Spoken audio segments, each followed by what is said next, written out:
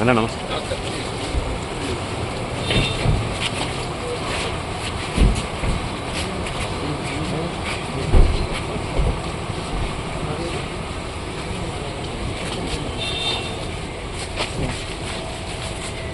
సరే సరే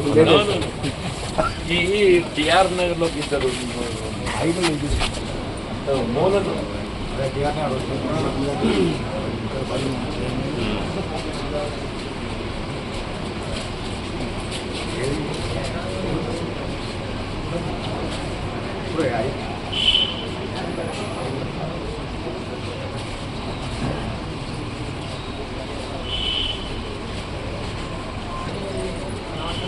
राजीव गांधी अमर रहे, राजीव गांधी अमर रहे, जब तक सूरज चांद रहेगा राजीव तेरा नाम रहेगा, जब तक सूरज चांद रहेगा राजीव तेरा नाम रहेगा, राजीव गांधी अमर रहे, जब तक सूरज चांद रहेगा राजीव तेरा नाम रहेगा, जब तक सूरज चांद रहेगा राजीव तेरा नाम रहेगा, राजीव गांधी अमर रहे, राजीव गांधी अमर रहे, देश की सेवा कौन करेगा कौन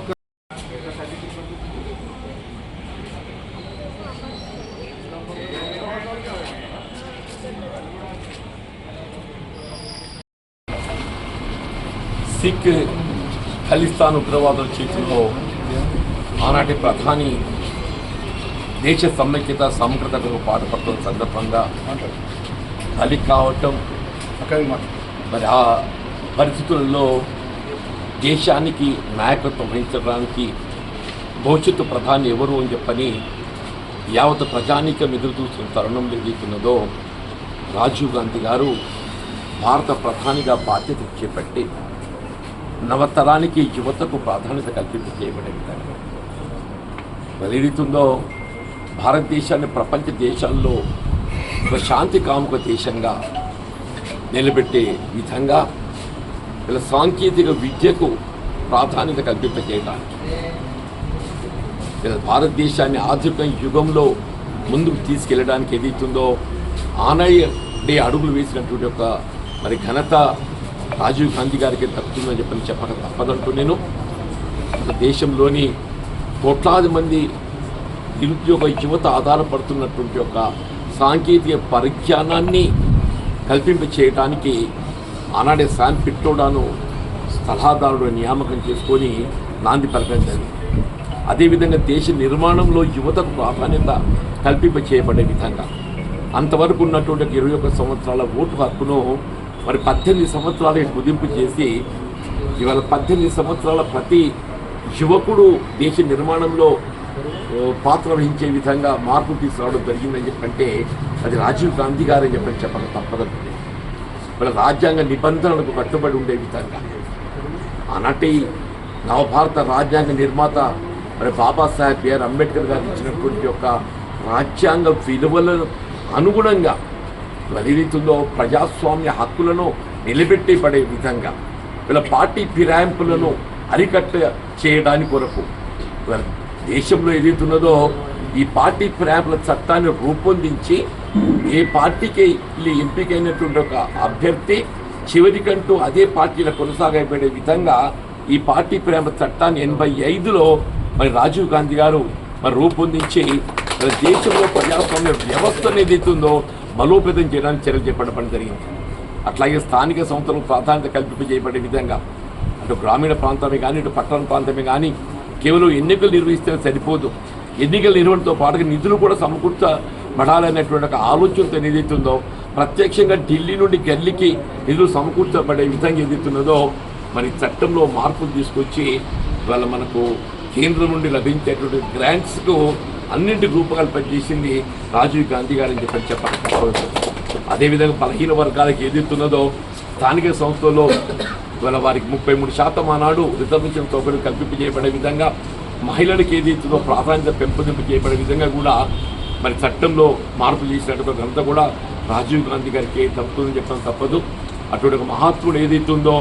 వీళ్ళ కేవలం ప్రపంచ శాంతిని కోరటం చట్టంలో భాగంగా ఇలా శ్రీలంక మన పొరుగు దేశంలో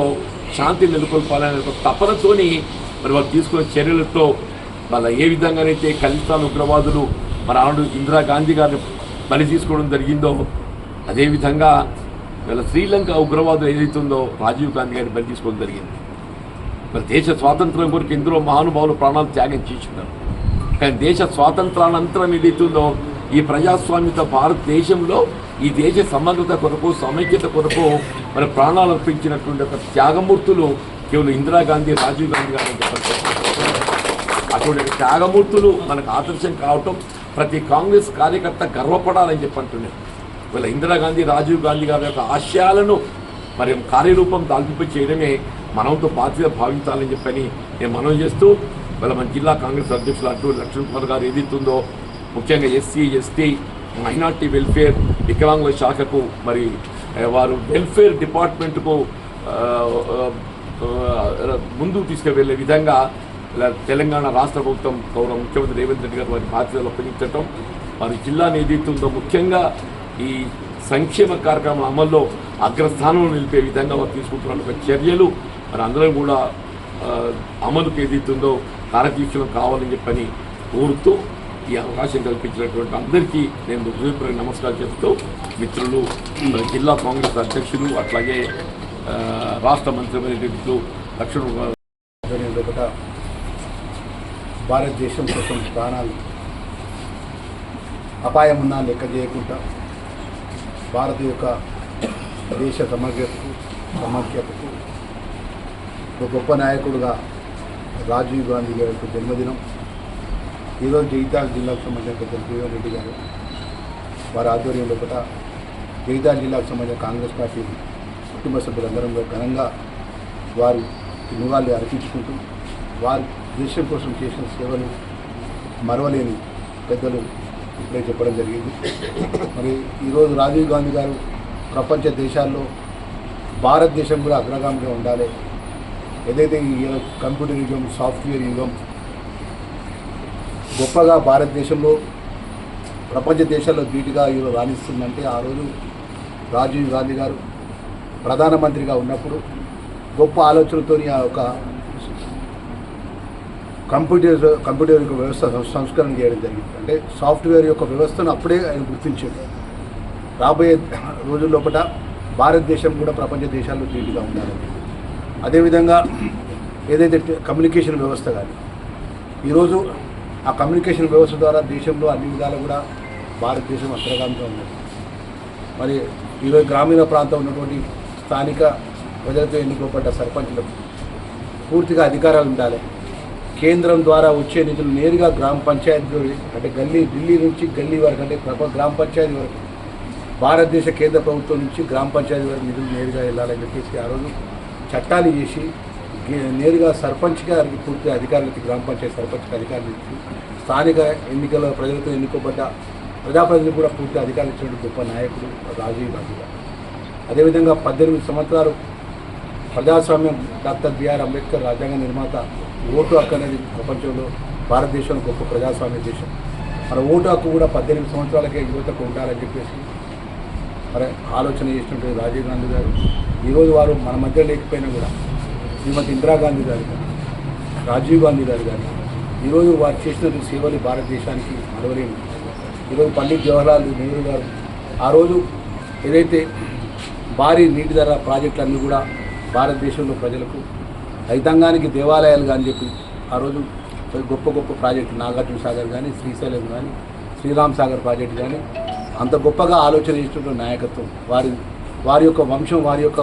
వంశపరపరంగా శ్రీమతి ఇందిరాగాంధీ గారు గరీబీ హఠావో అని ఈరోజు రాజీవ్ గాంధీ గారి యువతకు ఆదర్శంగా కంప్యూటర్ వ్యవస్థ ఆధునికమైన ప్రపంచం ధీటుగా భారతదేశం ఉండే విధంగా